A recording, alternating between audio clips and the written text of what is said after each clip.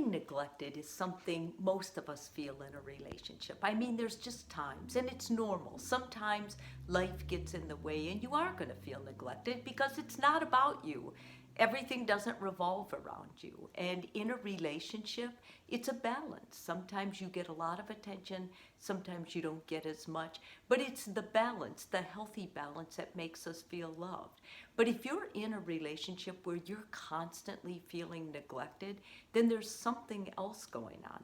And more than likely, you'll fall into the trap of one of these in an effort to get your partner to understand, like accusing them of not taking time, that you don't matter, or something like that, assuming that whatever they had in mind wasn't in your best interest and they would have never surprised you. A lot of times people will say, well, I was thinking about doing that, but then I just got, sidetracked with other things. And when you make assumptions, you assume that that always is going to happen, that that person is never going to change.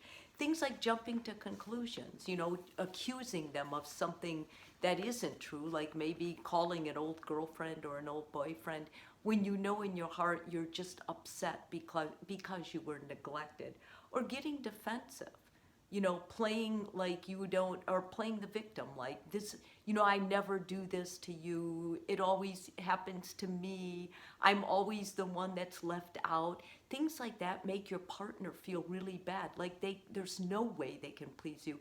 And it actually works in a way that it pushes them further away, and that's not what you want. Or you may begin making demands, and then you tell yourself, you rationalize, well, that's a boundary. Boundaries aren't demands. Healthy boundaries are when you make a clear statement. These are the things I need to feel loved. Demanding is when you try to manipulate someone or make them feel bad or shameful about something they've done. Those two are very different. If you're feeling neglectful or neglected and you feel like you've been in this relationship and you're taken advantage of, I think many times you should listen to that. You should feel that in your gut and question, why am I in this relationship? What am I getting out of this relationship? And be serious about that. But mostly, I think it's time that you focus on yourself, taking care of yourself.